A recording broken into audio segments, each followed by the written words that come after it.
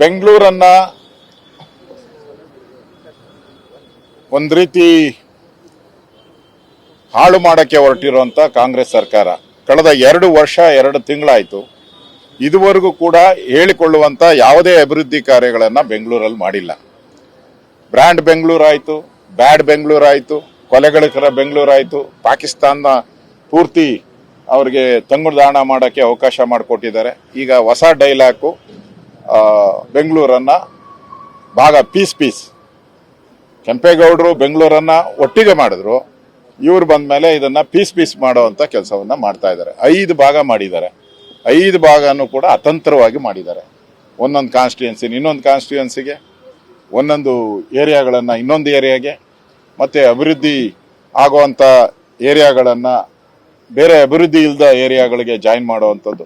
ಒಟ್ಟಾರೆ ಪೊಲಿಟಿಕಲ್ ಆಗಿ ಕಾಂಗ್ರೆಸ್ ಗೆಲ್ಲಬೇಕು ಅನ್ನೋ ಒಂದು ದೃಷ್ಟಿ ಇಟ್ಕೊಂಡು ಮಾಡಿದ್ದಾರೆ ಹೊರತು ಅಭಿವೃದ್ಧಿ ದೃಷ್ಟಿಯಿಂದ ಮಾಡಿಲ್ಲ. ಇದುವರೆಗೂ 2 ವರ್ಷ 2 ತಿಂಗಳಲ್ಲಿ ಒಂದೇ ಒಂದು ರೂಪಾಯಿನೂ ಕೂಡ ಅಭಿವೃದ್ಧಿಗೆ ಹಣ ಖರ್ಚು ಮಾಡ್ತಾ ಇಲ್ಲ. ಆ ದೃಷ್ಟಿಯಿಂದ ಬೆಂಗಳೂರನ್ನ ಒಡೆಯುವಂಥದಕ್ಕೆ ವಿರೋಧ. ಮತ್ತು ಇವಾಗ ಏನ್ ಮಾಡ್ತಾ ಇದ್ದಾರೆ 5 ಕಾರ್ಪೊರೇಷನ್, ಇದು ಬೆಂಗಳೂರಿಗೆ ಮುಂದಿನ ದಿನಗಳಲ್ಲಿ ಮಾರಕ ಆಗುತ್ತೆ. ಬೆಂಗಳೂರು ಒಂದು ರೀತಿ ಒಂದು ಅಭಿವೃದ್ಧಿಯಲ್ಲಿ ಒಂದು ಏರಿಯಾ ಅಭಿವೃದ್ಧಿ ಆದ್ರೆ ಇನ್ನೊಂದು ಏರಿಯಾ ಅಭಿವೃದ್ಧಿ ಕುಂಠಿತ ಆಗ್ತದೆ. ತಾರತಮ್ಯ ಬಂದು ಒಂದು ಕಾರ್ಪೊರೇಷನ್ ಮಧ್ಯೆ ಜಗಳ ತಂದಿಡುವಂತ ಕೆಲಸವನ್ನ ಮಾಡ್ತಾ ಇದೆ. ವಿರೋಧ ಮಾಡಬೇಕು.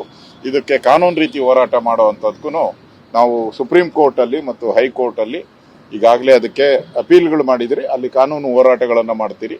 ಅದ್ರ ಮುಖಾಂತರ ಬೆಂಗಳೂರು ಒಟ್ಟಾಗಿರ್ಬೇಕು ಅನ್ನೋ ಒಂದು ಘೋಷಣೆ ಏನಿದೆ ಆ ಪ್ರಕಾರ ನಾವು ಹೋಗ್ತೀವಿ. ಬಿಲ್ ಅನ್ನು ತರ್ತೀವಿ, ಅಧಿವೇಶನದಲ್ಲಿ ಪಾಸ್ ಮಾಡ್ಕೋತೀವಿ ಅನ್ನೋ ಚರ್ಚೆ ಕೂಡ ನಡೀತಾ ಇದೆ. ನೋಡಿ, ಅವರು 136 ಜನ ಇದ್ದಾರೆ. ಅವ್ರು ಏನೇ ಮಾಡಿದ್ರು ಕೂಡ ಇದು ಜನವಿರೋಧಿ ಸರ್ಕಾರ. ಜನರ ವಿರೋಧವಾಗಿ ಬಿಲ್ಲನ್ನ ಜನ ಯಾರಾದ್ರೂ ಬೆಂಗಳೂರನ್ನು ಒಬ್ಬರು ಅರ್ಜಿ ಕೊಟ್ಟು ಬೆಂಗಳೂರನ್ನ ಹೊಡೀರಿ ಅಂತ ಯಾರಾದ್ರೂ ಸಾರ್ವಜನಿಕರು ಅರ್ಜಿ ಕೊಟ್ಟಿದ್ದಾರೆ? ಇದುವರೆಗೂ ಯಾರು ಕೊಟ್ಟಿಲ್ಲ. ಇವರೇ ವಾಲಂಟಿಯರ್ ಆಗಿ ಮಾಡ್ತಾ ಇದ್ದಾರೆ. ಅಂದ್ರೆ ಇವ್ರಿಗೆ ಬೆಂಗಳೂರು ಒಟ್ಟಾಗಿದ್ರೆ ಕಾರ್ಪೊರೇಷನ್ ಗೆಲ್ಲಕ್ಕಾಗಲ್ಲ ಅನ್ನೋದು ಅವ್ರ ತಲೆಯಲ್ಲಿ ಬಂದ್ಬಿಟ್ಟಿದೆ. ಯಾಕಂದ್ರೆ 108 ತೆರಿಗೆಗಳು, ಪೆಟ್ರೋಲಿಂದ ಹಾಲಿಂದ ಆಲ್ಕೋಹಾಲು, ಇವಾಗ ಯಾವ್ದಾವ್ದೋ ಈ ಖಾತ ಆ ಖಾತ ಏನೇನೋ ಮಾಡಿ ಗೊಂದಲ ಮಾಡಿ ಇಟ್ಬಿಟ್ಟವ್ರೆ. ಹೈ ರೈಸ್ ಸೆಸ್ಸು, ಬಿಲ್ಡಿಂಗ್ ಕಟ್ಟಿದ್ರೆ 100 ರೂಪೀಸ್ ಅದಕ್ಕೆ ದುಡ್ಡು ಲಂಚ ಕೊಡಬೇಕು ಸ್ಕ್ವೇರ್ ಫೀಟ್ಗೆ. ಈ ತರದೆಲ್ಲ ಲೂಟಿ ಮಾಡುವಂತ ಕೆಲಸವನ್ನ ಮಾಡ್ತಾ ಇದ್ದಾರೆ. ಅದಕ್ಕೆ ಗೆಲ್ಲುವಂತ ಕಾನ್ಫಿಡೆನ್ಸ್ ಇಲ್ಲ. ಅಟ್ಲೀಸ್ಟ್ ಭಾಗ ಆದ್ರೂ ಒಂದು 2 ಕಾರ್ಪೊರೇಷನ್ ನಾವು ಗೆಲ್ಲೋಣ ಅನ್ನಕ್ಕೆ ಹೊರಟಿದ್ದಾರೆ ಅಷ್ಟೇ. ಅವರ ಸೋನಿಯಾ ಗಾಂಧಿಗೆ ತೋರಿಸ್ಬೇಕು, ರಾಹುಲ್ ಗಾಂಧಿಗೆ ತೋರಿಸ್ಬೇಕು. ಅದಕ್ಕೋಸ್ಕರ ಅಷ್ಟಾದ್ರೂ ಮಕ ಉಳಿಸ್ಕೊಳೋಣ ಅಂತ ಹೊರಟಿದ್ದಾರೆ. ಅಷ್ಟು ಬಿಟ್ಟು ಬೇರೆ ಏನು ಇದರಲ್ಲಿ ಇಲ್ಲ. ಎರಡನೇದು, ಈ ಟನಲ್ ರೋಡ್ ಏನ್ ಮಾಡ್ತಾ ಇದ್ದಾರೆ, ನಾವು ಅಭಿವೃದ್ಧಿಗೆ ವಿರೋಧಿಗಳಲ್ಲ. ಇವರು ಟನಲ್ ರೋಡನ್ನ ಮಾಡ್ಲಿ, ಫ್ಲೈಓವರ್ ಅನ್ನ ಮಾಡ್ಲಿ, ಅಥವಾ ನೆಲದ ಮೇಲೆ ಇರೋ ರೋಡ್ಗಳು ಹಳ್ಳ ಬಿದ್ದಿದೆಯಲ್ಲ ಆ ರೋಡ್ ಮಾಡಿದ್ರು ನಮ್ದೇನು ಅಭ್ಯಂತರ ಇಲ್ಲ. ಆದರೆ ಸದುದ್ದೇಶ ಇರಬೇಕು. ಟನಲ್ ರೋಡ್ಗೆ ಏನೀಗ ಒಂದು DPR ಮಾಡಕ್ಕೆ ಅವಕಾಶ ಮಾಡಿಕೊಟ್ಟಿದ್ದಾರೆ. ಅದು ಬ್ಲಾಕ್ ಲಿಸ್ಟೆಡ್ ಕಂಪನಿ. ಈ ಬೆಂಗಳೂರು ಟನಲ್ ಹೋಗಿ Nagpur tunnel cut and paste ಮಾಡಿರೋದು ಮಾಧ್ಯಮದಲ್ಲಿ ಬಂದಿದೆ ಈಗಾಗಲೇ. ಸೊ ಅವನಿಗೆ ಎಷ್ಟು ಫೈನ್ ಹಾಕಿದ್ದಾರೆ? 15 ಲಕ್ಷ ಫೈನ್ ಹಾಕಿದ್ದಾರೆ. ಫೈನ್ ಹಾಕಿದ್ಮೇಲೆ ಅವನ್ನ ಬ್ಲಾಕ್ ಲಿಸ್ಟ್ ಅಲ್ಲ ಅವನು. ಮತ್ತೆ ಅವನಿಗೆ 8 ಕೋಟಿ ರೂಪಾಯಿ 9 ಕೋಟಿ ರೂಪಾಯಿ ಅವನೇ ಮಾಡೋವಂಥದ್ದು. ಇವಾಗೇ ಕಟ್ ಅಂಡ್ ಪೇಸ್ಟ್ ನ ನಾಗ್ಪುರಕ್ಕೆ ಮಾಡಿದ್ದಾನೆ. ಇನ್ನೊಂದ್ಸರಿ ಅವನು ಮಾಡಿದ್ರೆ ಇನ್ನೊಂದ್ಸರಿ ಅದು ಚೆನ್ನೈಗೋ ಆಂಧ್ರಾಗೋ ಯಾವುದೋ ಒಂದು ಕಟ್ ಅಂಡ್ ಪೇಸ್ಟ್ ಮಾಡ್ತಾನ ಅವನು. ಅಂದ್ರೆ ಬ್ಲಾಕ್ ಲಿಸ್ಟ್ ಆಗಿರೋನ್ಗೆ ನೀವು ಇಂಥ ಒಂದು ಟನಲ್ ರೋಡು ಅಂದ್ರೆ ಇದೊಂದು ಐತಿಹಾಸಿಕ ಒಂದು ತೀರ್ಮಾನ ಆಗ್ಬೇಕಾಗಿತ್ತು.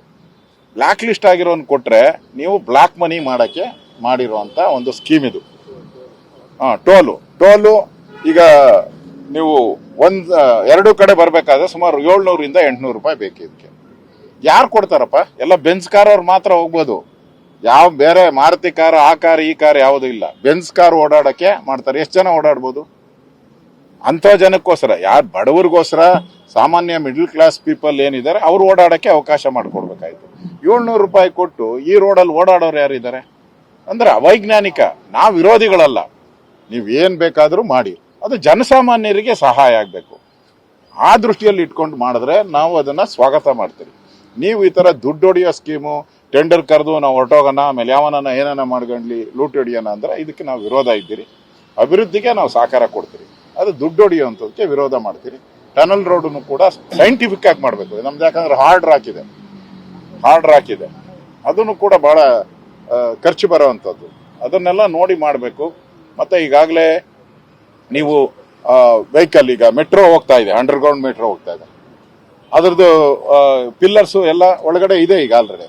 ನೀವು ಮತ್ತೆ ಅದ್ರ ಕೆಳಗಡೆ ಈ ಟನಲ್ ರೋಡ್ ಹೋದ್ರೆ ಈ ಲೋಡ್ ಎಲ್ಲಿ ಕೂತ್ಕೊಳ್ಳುತ್ತೆ, ಸೇಫ್ಟಿನೇ ಇರಲ್ಲ. ಇದೆಲ್ಲ ಬಹಳ ಅಂದ್ರೆ ಇದು ಬಹಳ ಬೆಂಗಳೂರನ್ನ ಒಂದು ರೀತಿ ಭೂಕಂಪದ ನಾಡು ಮಾಡಕ್ಕೆ ಹೋಗ್ಬೇಡಿ. ಭೂಕಂಪ ಏನು ಇಲ್ಲ. ನಾವು ಬೆಂಗಳೂರು ಕೆಂಪೇಗೌಡರು ಹುಡುಕಿ ಕಟ್ಟಿದ್ದಾರೆ. ಏನು ಭೂಕಂಪ ಬರಬಾರದು, ಪ್ರಳಯ ಬರಬಾರದು, ಏನು ಬರಬಾರದು ಅಂತ ನೋಡಿ ಕಟ್ಟಿರೋದು. ಈ ಸರ್ಕಾರ ಬಂದ್ಮೇಲೆ ಅದನ್ನ ಭೂಕಂಪದ ಒಂದು ನಾಡಾಗಿ ಮಾಡಕ್ಕೆ ಹೋಗ್ಬೇಡಿ. ಸೈಂಟಿಫಿಕ್ ಆಗಿ ಮಾಡಿ, ವಿಲ್ ಅಕ್ಸೆಪ್ಟ್.